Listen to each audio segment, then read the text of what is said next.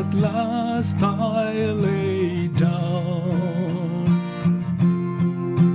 I will cling to the old rugged cross and exchange it someday for a crown.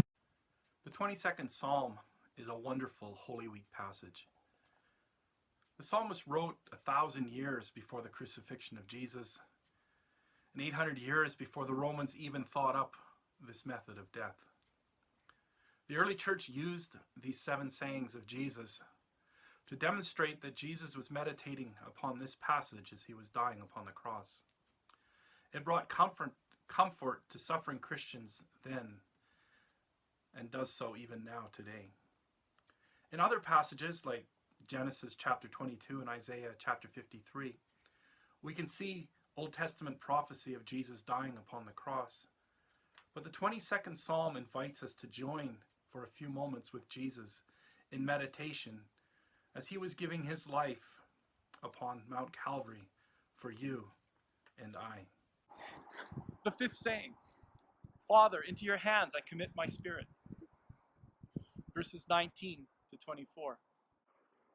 But you, O Lord, do not be far from me, O my strength. Hasten to help me. Deliver me from the sword, my precious life from the power of the dog. Save me from the lion's mouth, from the horns of the wild oxen. You have answered me, and I will declare your name to my brethren. In the midst of the assembly, I will praise you. You who fear the Lord, praise him. All you descendants of Jacob, glorify him, and fear him, all you offspring of Israel. For he has not despised nor abhorred the affliction of the afflicted, nor has he hidden his face from him. But when he cried to him, he heard. Luke 23, verses 45 to 48. Then the sun was darkened, and the veil of the temple was torn in two.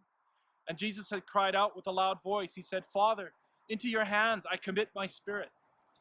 Having said this, he breathed his last. So when the centurion saw what happened, he glorified God, saying, Certainly this was a righteous man. And the whole crowd who came together to that sight, seeing what had been done, beat their breasts and returned to their homes.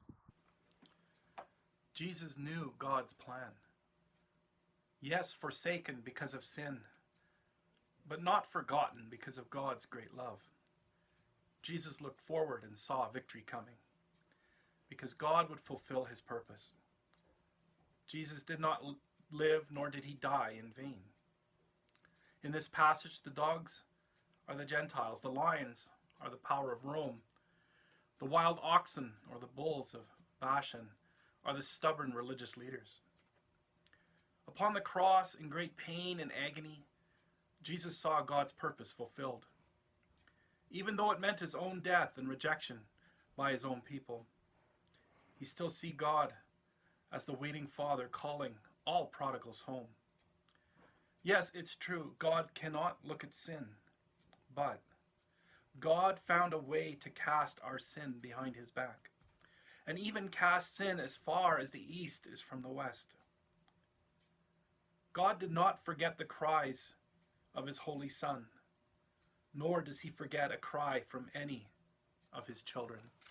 In that old rugged cross, stained with blood so divine, a wondrous beauty I see. For 'twas on that old cross Jesus suffered and died to pardon and sanctify me. So I'll cherish the old rugged cross, till my trophies at last I lay down.